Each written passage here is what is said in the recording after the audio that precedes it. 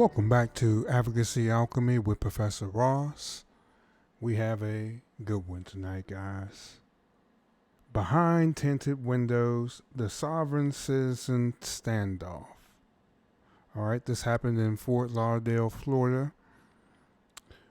Watch the video. We'll talk about the charges at the end. Enjoy. Lower all your windows, please. Lower all your windows. Lower all your windows. This is the Broward Sheriff's Office. Lower all your windows all the way down.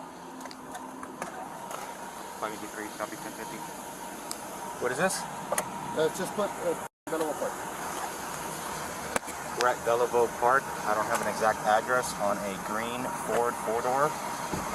No Florida tag, and driver's uncooperative. We got a couple units out here. Lower all your windows! I can't see, it's too dark. Driver, lower all your windows. Lower all your windows. Hold on.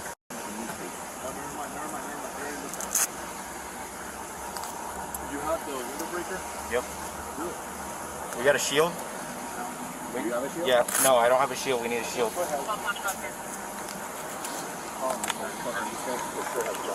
Oh, by the way, right up.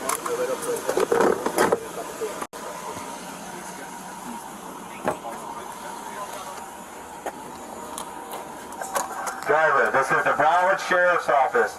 Please lower all your windows. Lower all your windows. His window's cracked. It's cracked. But I can't see inside. He's got a paper on the side of it. Yep. Driver, lower all your windows. Lower all your windows. Place your hands out the windows.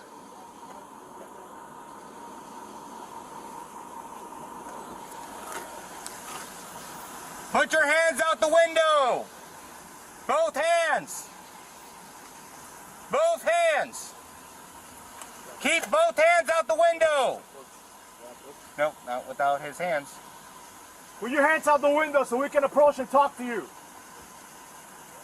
Put both your hands out the window so we can come and talk to you. Keep your hands out. Keep your hands out. Come out. Keep your hands up. Okay, so go back. Wait. Hey, if you can get front windshield as soon as fucking The door's locked. yeah, I'm gonna smash the window. We're gonna have I got it in my pocket, but someone needs to. Someone not a good idea. Put your hands out the window. This is the Broward Sheriff's Office. Listen, we just want to talk to you. We can't talk like this. Yeah, do you have guns on you? You do or you don't? Yeah, we don't know that. Exactly. So keep your hands out so we can come talk to you. We're going to be here all day. We're going to smash your windows if you don't comply. Yes. Listen, lower your windows and put your hands out the windows for me. Lower your windows. I understand what you're saying. I need you to comply with my commands. Lower all your windows. All right, now put your hands out the window. Put your hands out the windows. Both hands. And keep them out the window. Both hands.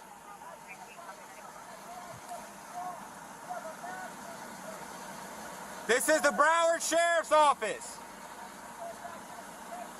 I will show you yours once I make contact with you. Listen, you need to comply with my commands. You're not complying, that's why the gun's out. Yes, you do. Okay, put your hands out the window. It's for your safety and our safety. Just keep your hands out. You make sure you don't have guns. Yeah, I don't know that. How do I believe you? Someone needs to get lethal coverage. And I'll smash the window and we'll try to yank him out. Place your hands out the window. Listen, I don't want to mess up your car, but if you don't listen, we're going to have to break all your windows. I don't want to do that.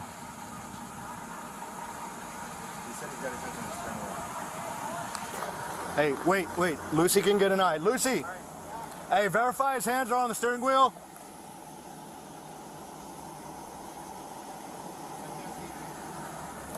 Alright, that didn't work. You can't see. Can you just keep them there for us, Just please? keep them right there. Just keep them right there. We just want to make sure you don't have guns. Stop. Don't reach anywhere. I'm not letting you open my conveyance. I understand that. I'm not letting you open my conveyance. Okay. Who are you? This is the Broward Sheriff's Office. Listen, Look at do how you have your you're license with approaching you? Do you have your license with you?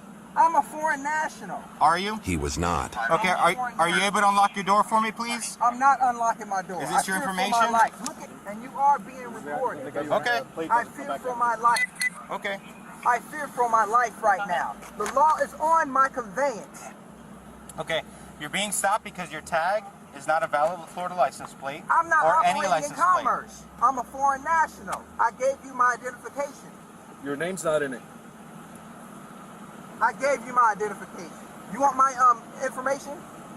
Do you have a license? You want my information? Do you have a license The- issued in the any law of is the right 50 on my states of the United conveyance. States? Something that has your name on it. Your I name on it. just gave I you didn't see my your name in it. identification that has my name on it. It has my appellation on it.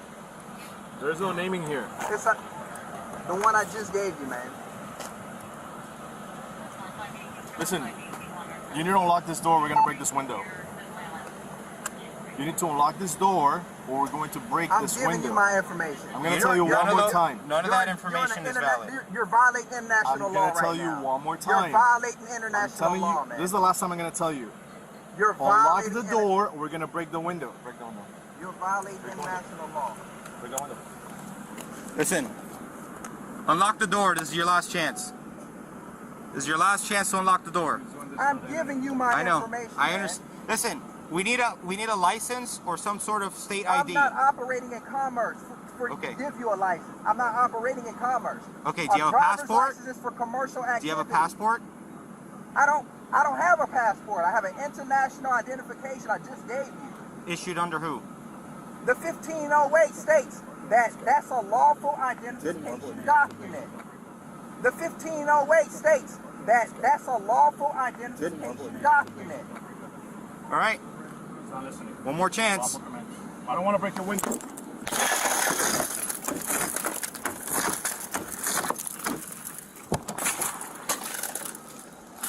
Step out. Step out of the car. Out of the car. Out of the car. Let's go. Put your hands behind your back.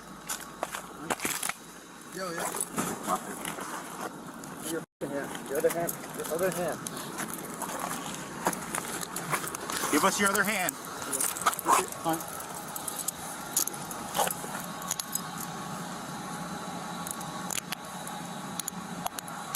Was that so hard? Why do we have to go through that, bro? You could have easily just complied Could with have just given us your information and that's it. none of this would have happened.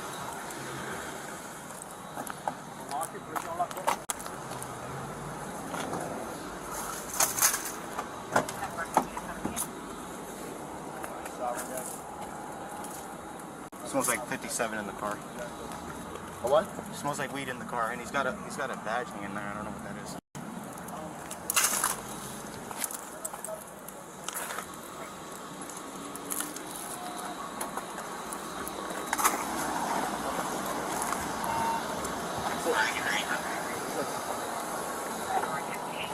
They all coming out?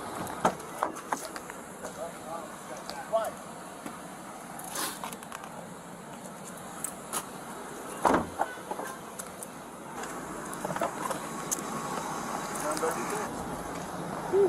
Kind of bad.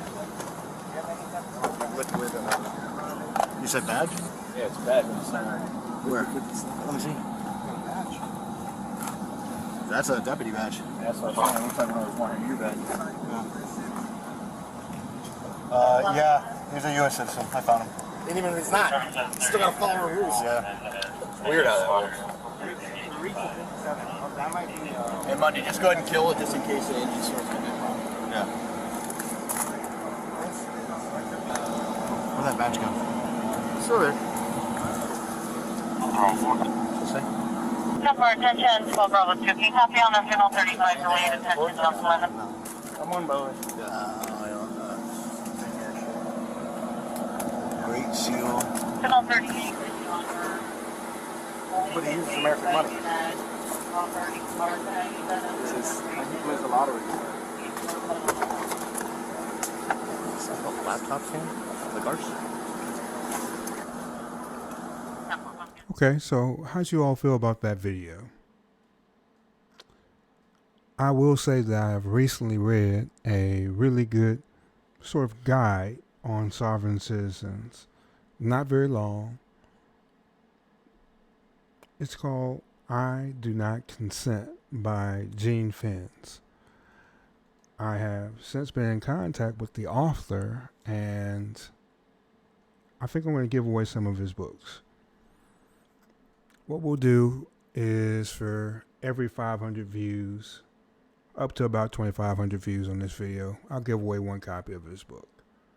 But it's a good book that I would suggest all people who are interested in these sovereign citizens and things like that, and don't want to waste a whole lot of time reading a large book, because it's only about 120 pages or so.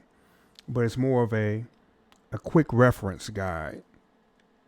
Has several chapters about each one of these topics, the different groups, when it first came to be, all those sorts of things.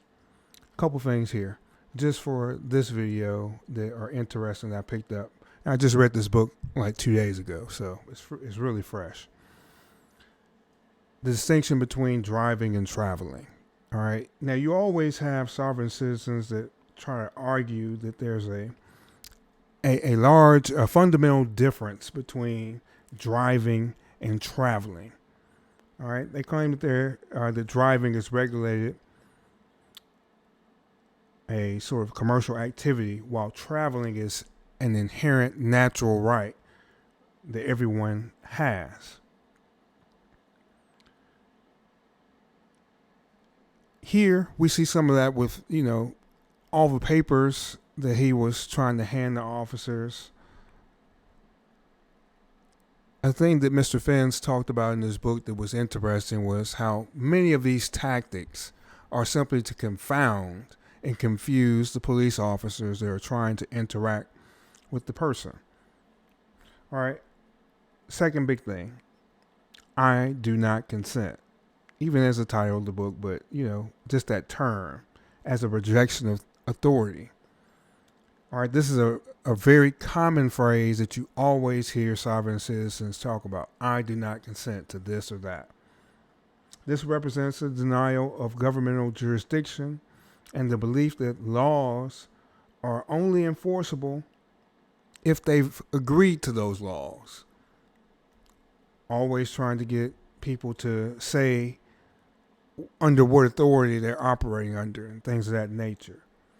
But this little short book explains many of those things in depth. Now, I'm going to put a link to the book below where you all can check it out on Amazon. And once again, I'm not being paid to talk about this book, but I do think it's a good teaching tool, and people seem to be interested in sovereign citizens. So with that, let's jump into law. That's a pretty intense police interaction, right? Did you notice the balaclavas that the sheriff's department was wearing? Some of them had their faces covered and with just masks on. That seems intense. Let's talk about what the potential charges are, or not what the potential charges are. We know what the charges are. He was charged with resisting or obstructing with violence, without violence, and driving on a suspended license, first offense.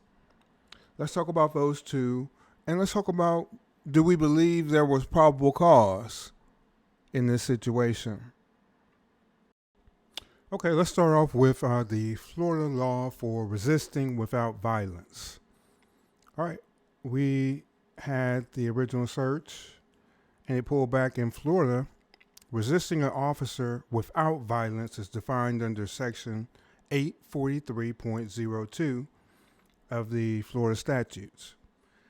This statute states that anyone who resists, obstructs, or opposes a law enforcement officer or other authorized person in the lawful execution of their duties without offering or doing violence commits a first-degree misdemeanor. Remember, misdemeanors mean you could be punished by anything less than 1 year in jail, and a felony is anything more than 1 year in jail. And then jail is called prison once you're dealing with felonies. Key elements of the offense. Number one, resistance, obstruction, or opposition. We see here the individual must have resisted, obstructed, or opposed the officer. All right, number two, the lawful execution of duty. The officer must have been engaged in the lawful execution of a legal duty during the time when all this happened, okay? Number three, nonviolent conduct. The resistance must have been without offering or doing violence to the officer's person. All right, so here, once they got him out of the car, he went right along, right? He wasn't trying to fight, anything like that. All right, potential penalties: imprisonment up to 1 year in county jail, probation for up to 1 year, and fines of up to $1,000. All right, it says it's important to note that even passive forms of resistance, such as refusing to comply with lawful commands or providing false information, can lead to charges under this statute. All right, let's look at driving on a suspended license in Florida. All right, this is codified as section 322.34 of the Florida statutes.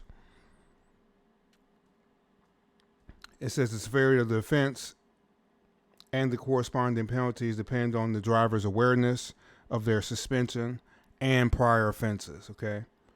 All right, so in Florida, driving without knowledge of the suspension is considered a civil infraction. All right, it's a non-criminal traffic violation, typically resulting in a fine. Now, driving with knowledge of a suspension, first offense, and that's what he was charged with here. All right, it says this is a second-degree misdemeanor. It carries up to 60 days in jail, a fine of up to $500. Second offense is a first-degree misdemeanor, up to 1 year in jail, a fine of up to $1,000. Third and subsequent offenses are third-degree felonies and up to 5 years in prison, a fine of up to $5,000. All right. Additional information here. If you accumulate 3 convictions for driving with a suspended license within 5 years, so you have a 5-year look-back period, this can result in being designated as a habitual traffic offender, leading to a 5-year license revocation. Okay. All right, let's talk about probable cause here. Okay, so if you were with us yesterday, we talked about probable cause. All right, and we're going to talk about probable cause much more often since we are constantly dealing with criminal law videos here.